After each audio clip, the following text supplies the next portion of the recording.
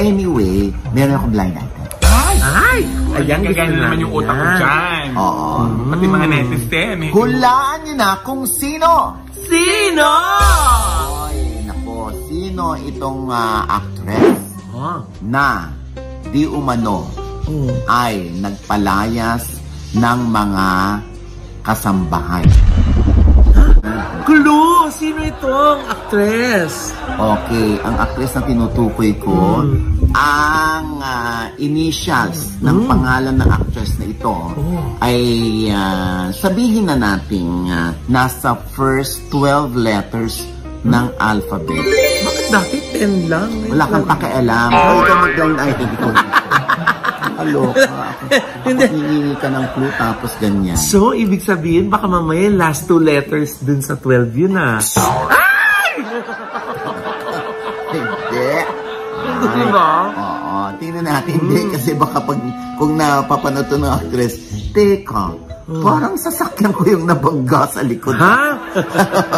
Teka, parang tayo yung nagpaalis ng mga kasambahay. Wala nang second clue, Tito Oji. Oo nga, ano pa? Maganda ang actress na ito. Oh? Maganda? Bidahin. Bidahin? Oo, bidahin. Parang lalo tayo nahirapan. Oo nga eh. Ang daming magagandang artista, Tito Oji. Ito na. Ano? Naging kontrobersyal. Ay! Sino? Bakit? Ayun na nga, may nag-PM sa akin. Nagbibigay siya ng mga resibo sa akin.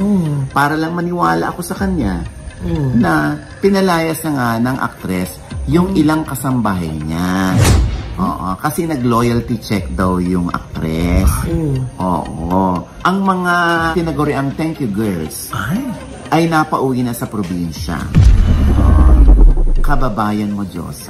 Ay! Oo. Talaga? Pero alam mo, no? Siyempre, ang issue nila dito ay yun daw staff ni actress ay parang binibiyahado sila.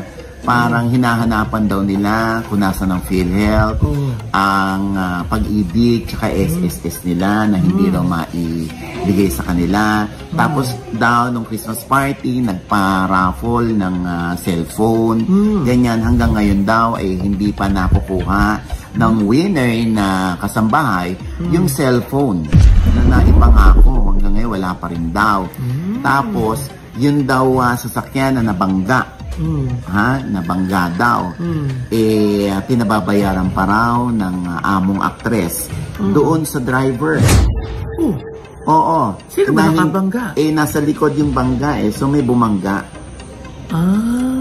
So, ibig sabihin kasalanan ng bumangga. Pero ito daw ay pinaabono pa, pinababayaran pa doon sa driver. So, anyway, hindi ko alam kung aware ba dito ang actress kasi baka hindi siya aware na may mga nagaganap na ganito among the household staff. Pero sino nagpapabayad? Akala ko si actress. Oo nga. Kasi yun ang claim nung isa. Na bakit daw pinababayaran ng amo. Kasi, siyempre naman natin alam kung merong go-between. Kumbaga may mayordoma ba na dapat yun ang nilalapitan ng mga kasambahay para hindi sila dumirekta dun sa amo. So, hindi natin alam kung gaano yan katotoo. Basta nag-alisan na raw yung mga kasambahay at ngayon sa Batangas. So, hindi naman natin alam kung baka naman may kasalanan o pagkukulang o pagkakamali yung mga kasambahay kaya hindi sila na-retain. Nakakaloka, hindi ba? Pero tayo rito, no? Siyempre, hindi naman natin basta-basta paniniwalaan yung mga ganyan unless sabihin ng among actress yung totoo tungkol dito. Di ba? Oo. Nagraran po ngayon ang mga dating kasambahay ni Bea Alonzo. Nakausap ko po si Flor. Si Flor po ay girlfriend ni Jojo, ang kanyang driver. Si Flor talaga yung napaka bukas ng bibig sa pagraran tungkol sa naging eksena doon sa bahay ni Bea at kung bakit si Jojo ay wala na sa kanyang poder ngayon. Ito yung nagrant na kapag ka nababangga ang sasakyan nang hindi naman gusto ng driver, pinababayaran sa driver. Ay, nakakaloka naman niya. Wari, nagasgasan o na-aksidente o kung ano man, pinababayaran sa driver. Kaya nga ang tanong ko, bakit wala bang insurance ang kanyang sasakyan? Ako nga, hindi bago sasakyan ko. People's General Insurance kay Mama Feli. Kumpleto. Nakaka-insecure kapag walang insurance kasi ikaw ang magsushoulder kung ano man ang maganap. Eh, bakit yung kay Bea? Pinasa-shoulder pa doon sa driver. Yun nga ang nakapagtataka. Tandang pananong po yan. Baka hindi naka-insured nga. Meron naman. Uy, Bea Alonzo yun Oo, Bea Alonzo siya. Ito pa, ang driver po ni Bea Alonzo ayon kay Flor ay walang overtime, walang night differential. Samantalang artista siya. Alam naman natin ang buhay ng artista, taping, shooting at mga provincial shows. At saka inabot ng umaga yun. Sila ang may hawak ng buhay ng kanilang pinagtatrabahuan. At umalis na pala yung dating driver. Kaya ang pumalit si Jojo, 4 to 5 months na si Jojo sa kanya kasi daw yung unang driver may sakit. Pero ayaw ni Bea payagang magpa-check up. Oo. Yun ngang mga kasambahay po. Binibigyan naman niya yung kanyang partisipasyon para sa SSS at saka PhilHealth. Pero ayaw niyang palabasin ng bahay para maiayos ang mga dokumento na kailangang isumite. Ayaw niyang paalisin.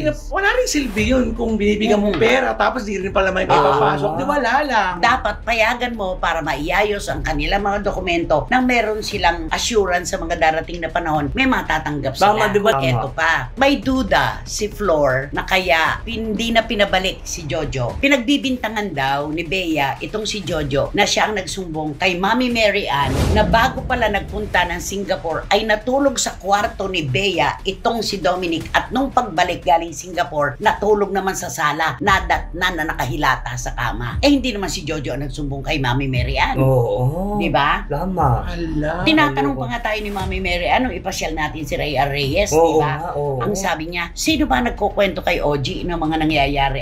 Siguro po, sila rin. Yun naman ang sabi ko. Ay, ganun naman talaga. Sa circle na yan, sa loob na yan, hindi lalabas ang mga kwento kung hindi nanggaling dun sa kanila. Eto, pagbibintangan nila si Jojo na nagkalat ng balita at nagkwento kay Mami Mary Ann. Hindi ba buong publiko ang alam natin, hiwalay sila, nag-break sila, nagsaulian ng singsing at hindi na matutuloy ang kasal. Anong ginawa ninyo? Habang ang mga tao ay gulong-gulo kung matutuloy pa ba ang kasal nyo, magbabalikan ba kayo o kayo ba ay magmamahalan uli? Natutulog naman pala si Dominic dyan sa bahay mo. Yan pala. Sa kwarto mo pa.